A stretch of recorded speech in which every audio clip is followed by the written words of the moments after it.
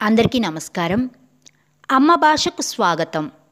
మనం ఈరోజు 8వ తరగతి తెలుగు వాచకంలోని 3వ పాఠం శతక సౌరభం గురించి తెలుసుకుందాం.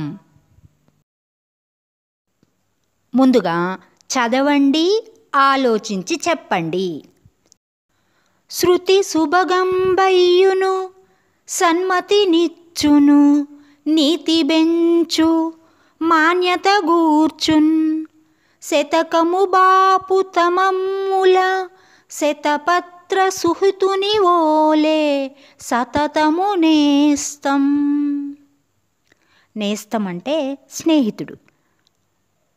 ఈ పద్యానికి భావం చూడండి. ఓ స్నేహితుడా, శతకం అనేది వినడానికి ఎంతో ఆనందాన్ని కలిగిస్తుంది, మంచి బుద్ధినిస్తుంది, అదేవిధంగా నీతిని పెంచుతుంది, గౌరవాన్ని పెంచుతుంది. అంతేకాదు సూర్య భగవానుని వలె ఎల్లవేళలా చీకట్లను తొలగించి వెలుగుని ఇస్తుంది. అంటే సూర్యుడు ఏ విధంగా అయితే చీకట్లను తొలగించి మనకి వెలుగుని ఇస్తాడో, శతకం కూడా అదేవిధంగా మనలోని అజ్ఞానం అనేటటువంటి అంధకారాన్ని తొలగించి జ్ఞానం అనేటటువంటి వెలుగుని ఇస్తుంది అని. మొదటి ప్రశ్న, పై పద్యంలో దేని గురించి ప్రస్తావన ఉంది? పై పద్యంలో దేని గురించి ప్రస్తావన ఉంది? శతకం గురించి, అంటే శతకం యొక్క గొప్పతనాన్ని గురించిన ప్రస్తావన ఉంది. రెండవ ప్రశ్న, శతకము అంటే ఏమిటి? శత అంటే 100, శతకము అంటే 100 పద్యాలు కలది, 100 పద్యాలు కలది అని అర్థం. సాధారణంగా ఏంటంటే శతకంలో 108 పద్యాలు ఉంటాయి. ఇక మూడవ ప్రశ్న, మీకు నచ్చిన శతక పద్యాలు చెప్పండి. మీరు శతక పద్యాలు క్రింది తరగతుల్లో చాలా చదువుకొని ఉంటారు కదా, వాటిని ఒకసారి గుర్తు చేసుకోండి.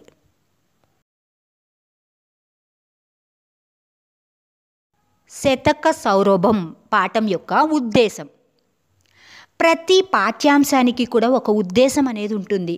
మీ వయస్సు పిల్లలకి ఈ పాఠ్యాంశాన్ని పెట్టడంలో గల ఉద్దేశం ఏమిటి అంటే,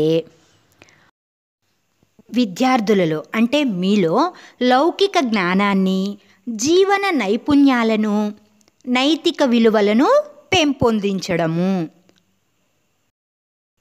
అంటే మనిషి ఏ విధంగా ఉండాలి, ఏ విధంగా ఉండకూడదు మొదలైనటువంటి విషయాలు, ఇంకా ఉన్నతమైనటువంటి వ్యక్తిత్వము ఈ శతక పద్యాల వలన మనకి తెలుస్తాయి. అంతేకాకుండా మరి మీరు బాలురు, నేటి బాలలే రేపటి పౌరులు అంటాం. కాబట్టి మిమ్మల్ని ఉత్తమమైనటువంటి భావి భారత పౌరులుగా తీర్చిదిద్దడమే ఈ పాఠ్యాంశం యొక్క ముఖ్యమైన ఉద్దేశం. ప్రక్రియ అంటే రచనా విధానం. ఈ పాఠం ఏ ప్రక్రియకు చెందింది? శతకం. శతకం అనగా 100 పద్యాల రచన. సాధారణంగా శతకాలలో 100 నుండి 108 పద్యాలు ఉంటాయి. శతకంలోని పద్యాలు ముక్తకాలు. ముక్తకాలు అంటే ఏంటంటే ఏ పద్యానికి ఆ పద్యమే స్వతంత్రమైనటువంటి భావాన్ని కలిగి ఉంటుంది.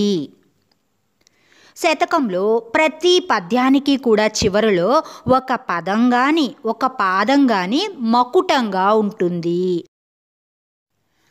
ఉదాహరణకి సుమతి శతకాన్ని తీసుకున్నామనుకోండి.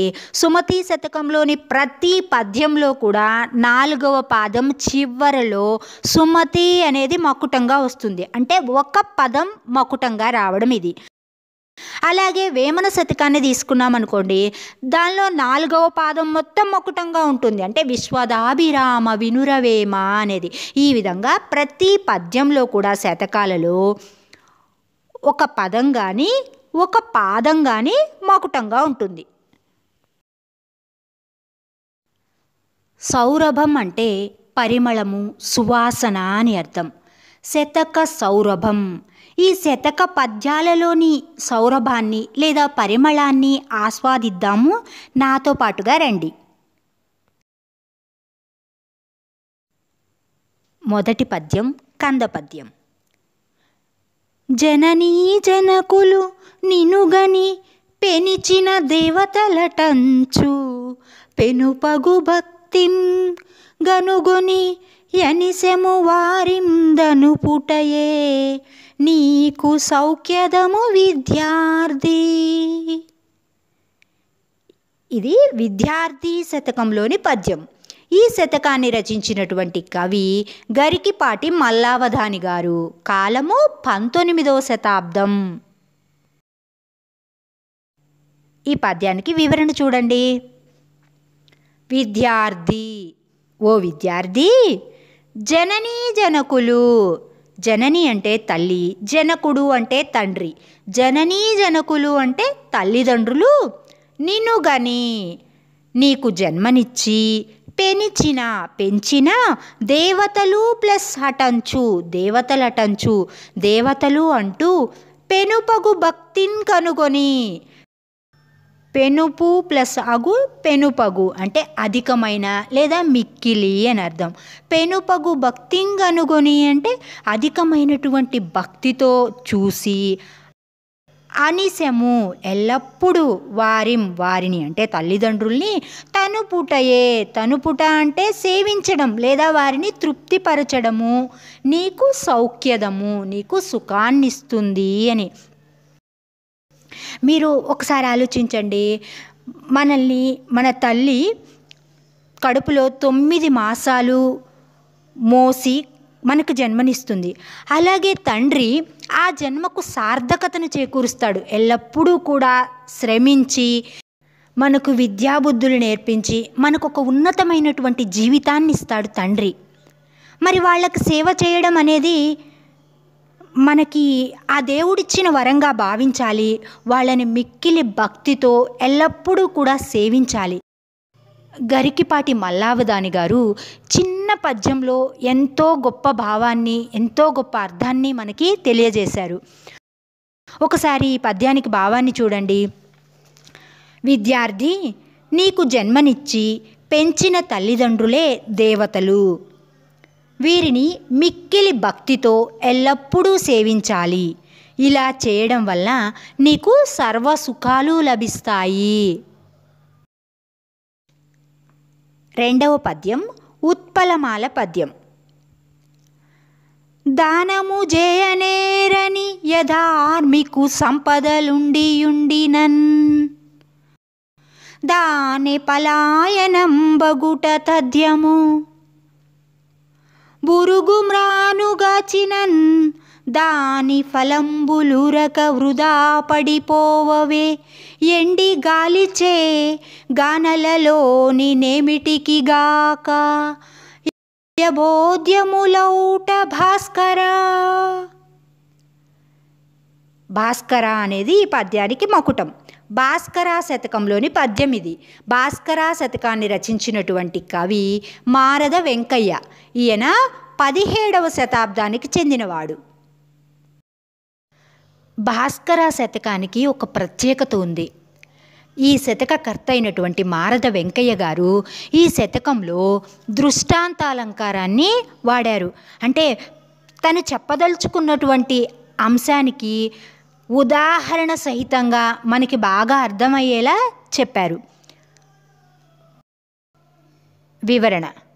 భాస్కర, ఓ సూర్యభగవానుడా, దానమున్ చేయనేరని, దానము చేయడానికి ఇష్టపడని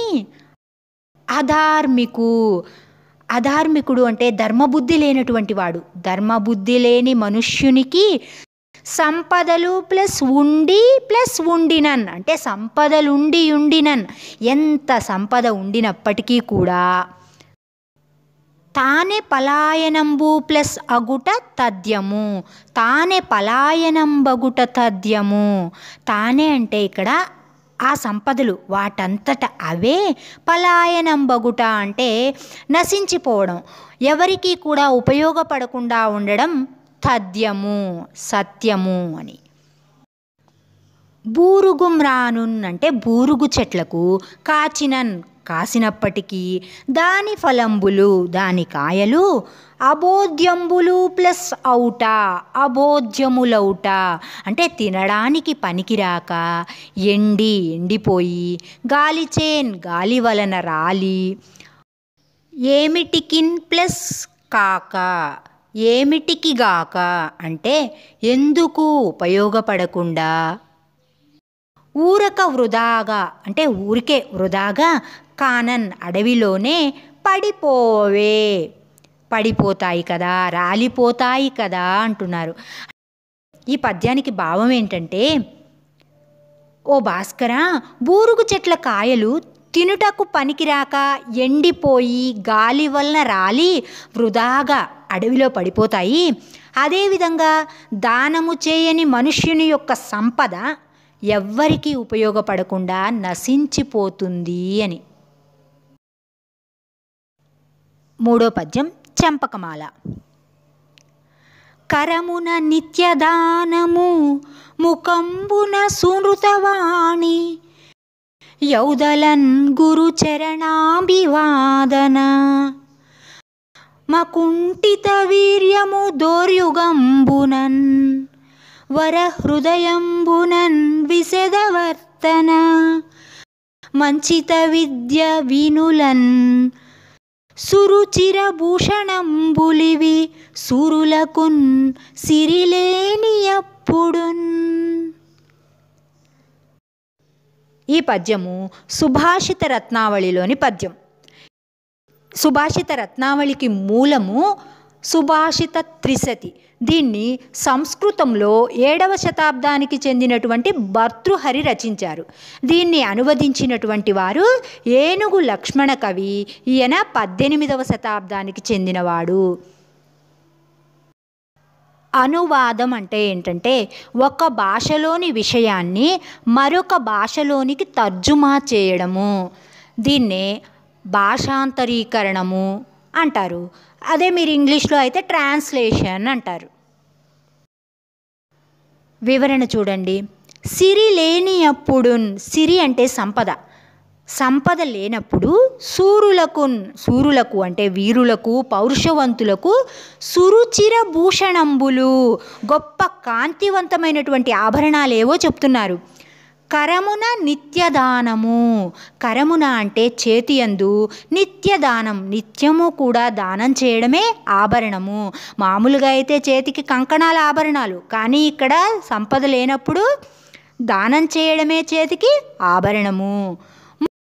ముకంబున సూనృతవాణి, నోటితో సత్యాన్ని పలకాలి, సత్యాన్ని పలకడమే ముఖానికి అందం. ఔదలన్ అంటే శిరస్సు వంచి గురు చరణ ప్లస్ అభివాదన, గురు చరణాభివాదన గురువు యొక్క పాదాలకు నమస్కరించడమే ఆభరణం. తలకి కిరీటం ఆభరణం, కానీ ఇక్కడ సూర్యునికి సంపద లేనప్పుడు వినయంతో గురువు పాదాలకు శిరస్సు వంచి నమస్కరించడమే ఆభరణము. దోహు ప్లస్ యుగంబునన్, దోర్యుగంబునన్ అంటే భుజములకు అకుంఠిత వీర్యము. అకుంఠిత వీర్యము అంటే తగ్గనటువంటి బలము. అంటే భుజానికి భుజకీర్తులు పెట్టుకుంటారు, కానీ భుజానికి పరాక్రమమే ఆభరణము. వరహృదయంబునన్ శ్రేష్టమైనటువంటి హృదయంలో విశదవర్తన ఖచ్చితమైనటువంటి ప్రవర్తన. వీనులన్ చెవులయందు అంచిత విద్య శాస్త్ర విద్య అంటే చెవులతో శాస్త్ర విద్యను వినాలి. ఇవన్నీ కూడా నిజమైనటువంటి శోభను కలిగిస్తాయి. ఈ పద్యానికి భావం చూడండి. మంచివారి చేతులకు బంగారు కంకణాలతో పనిలేదు, దానమే ఆభరణం. వీరికి తలపై కిరీటం అవసరం లేదు, శిరస్సు వంచి గురువుకు నమస్కరించడమే అలంకారం. ముఖానికి సత్యాన్ని పలకడమే అందం. భుజాలకు భుజకీర్తులు అవసరం లేదు, పరాక్రమమే సహజమైనటువంటి ఆభరణము. చెవులకు శాస్త్రశ్రవణము, మంచి నడవడిక నిజమైన శోభను కలిగిస్తాయి. నాలుగవ పద్యం తేటగీతి. గంట కాలము గడిచిన గతమనంద్రు, గతము గతమే కానది ఎట్లు కలిసి రాదు. గంట కాలము వృధగాగ గడపకీవు, విద్య నేర్చుకో బ్రతుకంత వెలిగిపోవు. ఇది విద్యాశతకంలోని పద్యం. దీన్ని రచించినటువంటి వారు 20వ శతాబ్దానికి చెందినటువంటి పెరుమాళ్ల మునెప్ప.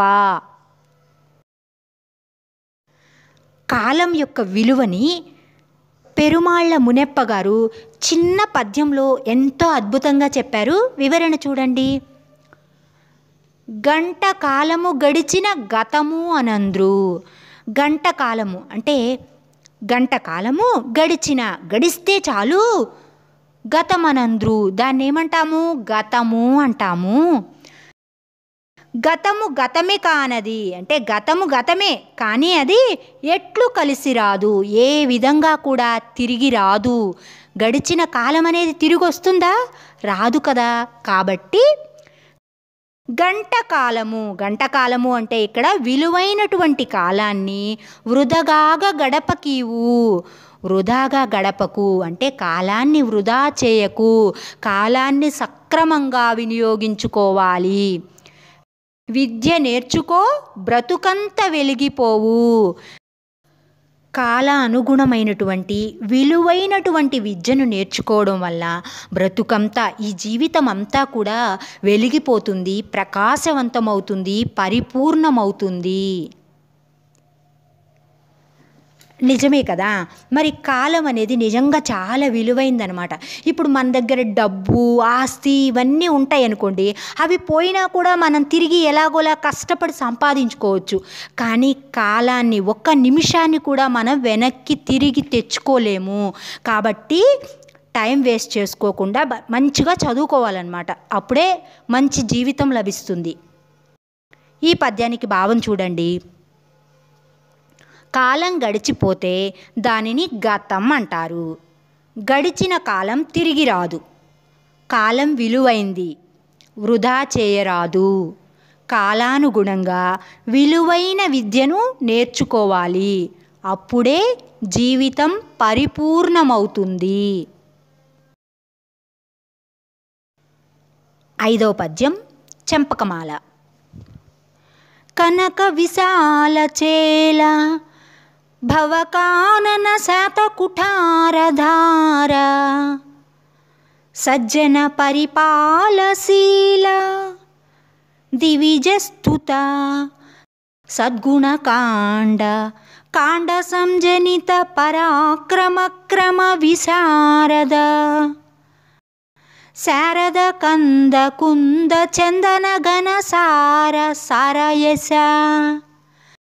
దాశరథి కరుణాపయోనిధి. ఇది దాశరథి శతకంలోని పద్యము. ఈ శతకాన్ని రచించినటువంటి వారు కంచర్ల గోపన్న.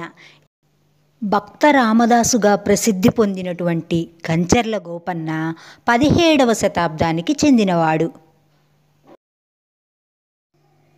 దాశరథి కరుణాపయోనిధి అనేది ఈ శతకానికి మకుటం. ప్రతిపదార్థం.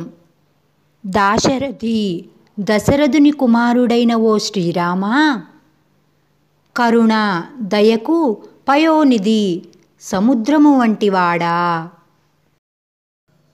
కనకచేల బంగారంతో నేసిన వస్త్రము కట్టి, విశాల పెద్దదైన, భవకానన సంసారం అనేటటువంటి అడవిని, శాత పదునైన, కుఠారధార గొడ్డలి అంచుతో నాశనం చేసి, సజ్జన సత్ ప్లస్ జన సజ్జన అంటే మంచివారిని, పరిపాల రక్షించుట అనే శీల గుణము కలవాడా, దివిజ దేవతల చేత స్తుత స్తుతించబడినవాడా, కీర్తించబడినవాడా, సత్ ప్లస్ గుణ సద్గుణ చక్కని గుణాల యొక్క కాండ సముదాయం గల, కాండ సంజనిత నీటియందు పుట్టిన అగ్నివలే, పరాక్రమ శౌర్య పరాక్రమాలయందు, క్రమ సరి అయిన, విశారద నేర్పు కలవాడా, శారద శరత్కాల, కంద మేఘం వంటివాడా, కుంద మొల్లలు వలె, మొల్ల అంటే అడవి మల్లె మంచి సువాసనిస్తుంది, చంద మంచి గంధం వలె, ఘనసార కర్పూరం వలె, సారయస స్వచ్ఛమైన కీర్తి కలవాడా. ఈ పద్యానికి భావం: దయకు సముద్రుడైన ఓ రామా, బంగారంతో నేసిన వస్త్రాలను ధరించావు, పదునైన గొడ్డలి అంచుతో సంసారం అనే అడవిని నాశనం చేసి సజ్జనులను రక్షించావు, దేవతలు కీర్తించే గుణాలను కలిగి అగ్ని వంటి శౌర్య పరాక్రమాలతో నిండిన శరత్తులోని మేఘమాలిక వలె అలరినావు, నీవు మంచి మల్లెల వలె, గంధం వలె పరిమళాన్ని కలిగి పచ్చ కర్పూరము వంటి కీర్తితో మెరుస్తున్నావు. 6వ పద్యం ఆటవెలది. నిండు విస్తరాకు నిశ్చలంబుగా నుండు, ఏమి లేని విస్తరెగిరిపడును, వినయగు వివేకి విర్రవీగు జడుండు, మాచిరాజు మాట మణుల మూట. ఈ పద్యం మణుల మూట శతకంలోనిది. దీన్ని రచించినటువంటి కవి 20వ శతాబ్దానికి చెందినటువంటి మాచిరాజు శివరామరాజు. ఈ పద్యం వింటుంటే మీకు మాట గుర్తొచ్చి ఉంటుంది కదా. పెద్దవాళ్ళు అంటూ ఉంటారు, అన్నీ ఉన్న విస్తర అణిగి మణిగి ఉంటుంది, ఏమీ లేని విస్తర ఎగిరెగిరి పడుతుంది అని. అవునా? సరే, ఈ పద్యానికి వివరణ చూడండి.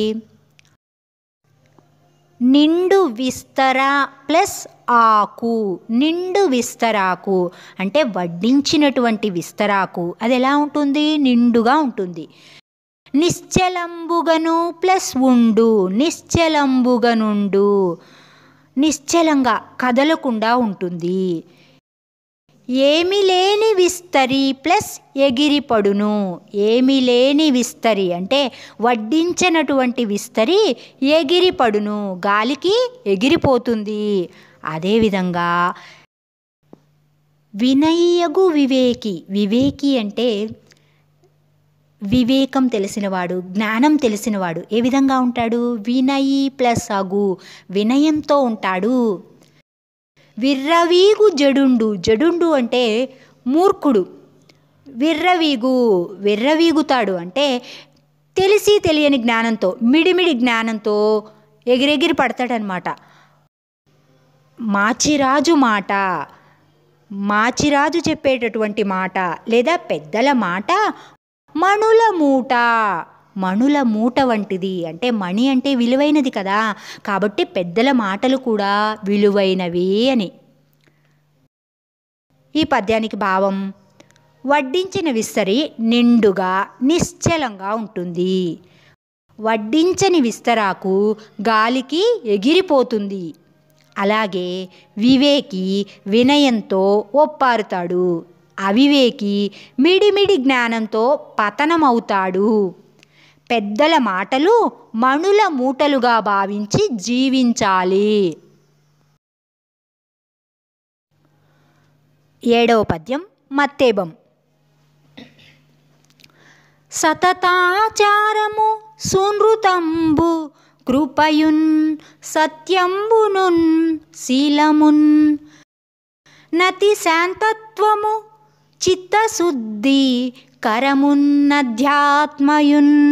ధ్యానమున్ ధృతియున్ ధర్మము సర్వజీవహితము దూరంబుగాకుండా, సమ్మతికిం చేరువ మీ నివాస సుఖమున్ మానాథ నారాయణ. ఇది నారాయణ శతకంలోని పద్యము. దీన్ని రచించినటువంటి కవి 15వ శతాబ్దానికి చెందినటువంటి బమ్మెర పోతనామాత్యుడు. మానాద నారాయణ, లక్ష్మీదేవి భర్త అయినటువంటి ఓ నారాయణుడా, సతత ప్లస్ ఆచారము, సతతాచారము, ఎల్లప్పుడూ కూడా సదాచారాన్ని పాటించడం అన్నమాట. సూనృతంబు, సు అంటే మంచి, సూనృతంబు అంటే మంచి మాట లేదా ప్రియమైనటువంటి మాటను పలకాలి. కృపయున్ దయా, సత్యంబునున్ సత్యాన్ని, శీలమున్, శీలమున్ అంటే చక్కని నడవడిక, మంచి స్వభావం, అతి శాంతత్వమున్ మిక్కిలి శాంత స్వభావాన్ని, చిత్తశుద్ధి నిర్మలమైనటువంటి మనస్సును, కరమున్ ప్లస్ అధ్యాత్మయున్, కరమున్ అధ్యాత్మయున్ అంటే భగవంతుని యందు భక్తి, దీన్నే ఆత్మజ్ఞానము అంటాం. ధ్యానమున్ ధ్యానము, ధృతియున్ ధైర్యము, ధర్మమున్ ధర్మము, సర్వజీవ అంటే అన్ని ప్రాణులకు, సర్వ ప్రాణుల హితమున్ మేలును లేదా మేలు చేయడాన్ని, దూరంబు కాకుండా దూరం చేయకుండా, చేరువ నీ సన్నిహితునిగా నీ చేరువగా, మీ నివాస సుఖమున్ మీ సన్నిధిలో సుఖంగా ఉండేటట్లు, సమ్మతికిన్ అనుమతించు. ఈ పద్యానికి భావం, లక్ష్మీపతివైన నారాయణ ఎల్లప్పుడూ సదాచారాన్ని పాటించడం, సత్యాన్ని పలకడం, భూతదయ కలిగి ఉండడం, చక్కని నడవడిక, వినయం, శాంతం, చిత్తశుద్ధినిచ్చే ఆత్మజ్ఞానము, ధ్యానం, ధైర్యం, ధర్మాచరణం, సర్వజీవులకు మేలు చేయడం మొదలైనటువంటి సద్గుణాలు వదలకుండా ఉండే ప్రజ్ఞావంతునికి నీ సన్నిధి లభిస్తుంది. 8వ పద్యం సీసపద్యం. ఒరులపై శత్రుత్వముంచకుండిన జాలు, నుపవాసములు నిత్యముండినట్లు,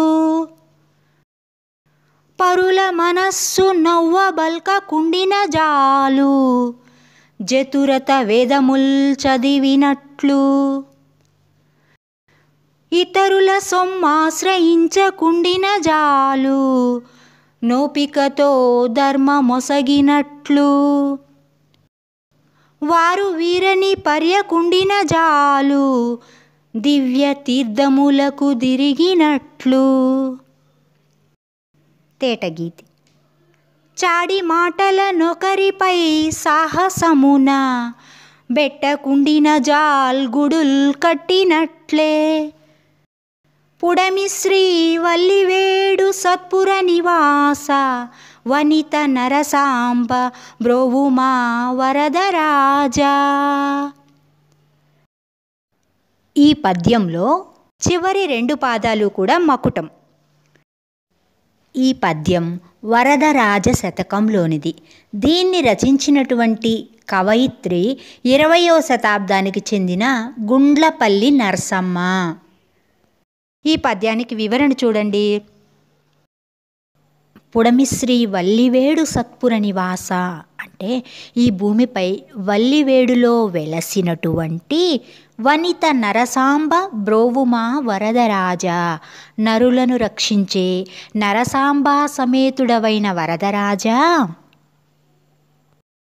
ఒరులపై శత్రుత్వము ఉంచకుండినన్ చాలు అంటే ఇతరులపై శత్రుత్వాన్ని లేదా పగని ఉంచకుండా ఉంటే చాలు అంటే పగలేని జీవితాన్ని గడపాలి అంటున్నారు. ఉపవాసములు నిత్యము ఉండినట్లు, అలా చేస్తే ఏం ఫలితం లభిస్తుందట? నిత్యము కూడా అంటే ప్రతిరోజు ఉపవాసం ఉండినటువంటి ఫలితం లభిస్తుంది.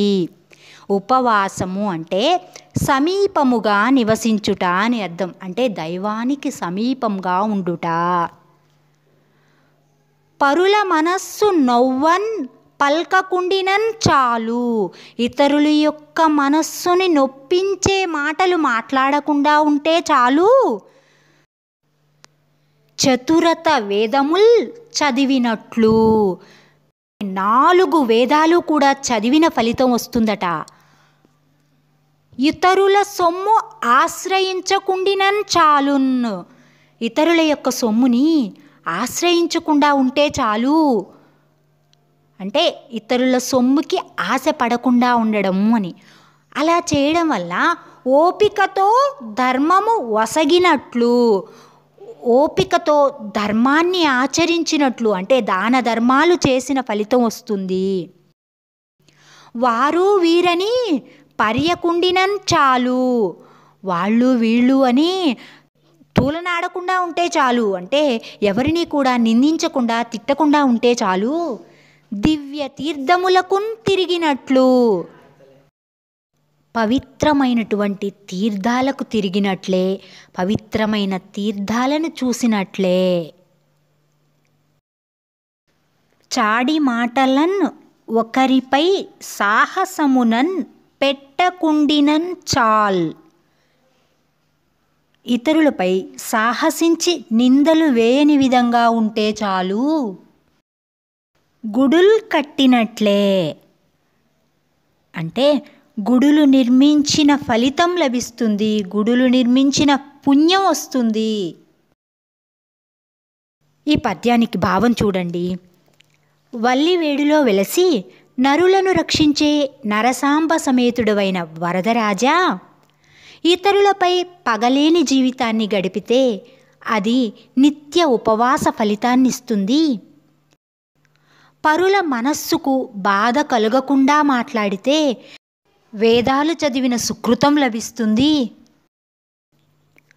పరుల ధనానికి ఆశపడని విధానం దాన ధర్మాలు చేసినట్లవుతుంది. పొరుగు వారిని నిందించకుండా తూలనాడకుండా పరిస్థితే ఉంటే పవిత్రమైన తీర్థాలను చూసిన ఫలితం కలుగుతుంది. పరులపై సాహసించి నింద వేయని పద్ధతిగా బ్రతికితే గుళ్ళు నిర్మించినటువంటి పుణ్యం వస్తుంది. కావున మానవులు బ్రతికినంతకాలం ఈర్ష్య అసూయలను విడిచి మనుగడ సాగించాలి అని భావం. చివరి పద్యం 9వ పద్యం ఆటవెలది. మధుర భాషితములు మాణిక్యములవోలే శృతినలంకరించి మతి వసించు. మంజులములుగాని మాటలు నిలువవు. విశ్వహిత చరిత్ర వినరమిత్ర. ఇది మిత్ర సాహస్రీ శతకంలోని పద్యం. దీన్ని రచించినటువంటి కవి కొండూరు వీర రాఘవాచార్యులు. ఈయన కాలం 20వ శతాబ్దం. ఈ పద్యానికి వివరణ. విశ్వహిత చరిత్ర వినరమిత్ర. లోకక్షేమం కోరేటటువంటి మిత్రమా. మధుర భాషితములు మాణిక్యముల ఓలే, అంటే మధురమైనటువంటి మాటలు, మంచి మాటలు మాణిక్యాల వంటివి. మాణిక్యములు చాలా విలువైనవి కదా, అలాగే మంచి మాటలు కూడా విలువైనవి. శృతినలంకరించి మతి వసించు. ఆ మంచి మాటలు, చెవులకు ఇంపుగా ఉండేటటువంటి మాటలు మనస్సులో శాశ్వతంగా ఉంటాయి. మంజులములు గాని మాటలు. మంజులములు అంటేనేమో అందమైన మాటలు అని, కానీ మంజులములు కాని మాటలు అంటే చెడ్డ మాటలు నిలువవు. అవి నిలవవు అంటే, నిలవవు అంటే ఏంటి, నశించిపోతాయి అని. కాబట్టి మనం మధురంగా మాట్లాడాలి. మధురంగా మాట్లాడడం వల్ల సమాజంలో మనకి చక్కని గౌరవం దక్కుతుంది, మన పట్ల నమ్మకం కూడా కలుగుతుంది. ఈ పద్యానికి భావం. లోకక్షేమం కోరే మిత్రమా, మంచి మాటలు మధురమైనవి, అవి మాణిక్యాల వంటివి. చెవులకి ఇంపుగా ఉండే మాటలు మనస్సులో శాశ్వతంగా ఉంటాయి, కానీ చెడు మాటలు నిలవక నశించిపోతాయి. శతక సౌరభం పాఠంలోని పద్యాల్ని వివరణ సహితంగా భావాల్ని కూడా విన్నారు కదా. మరో పాఠంతో మళ్ళీ కలుద్దాం. Thanks for watching.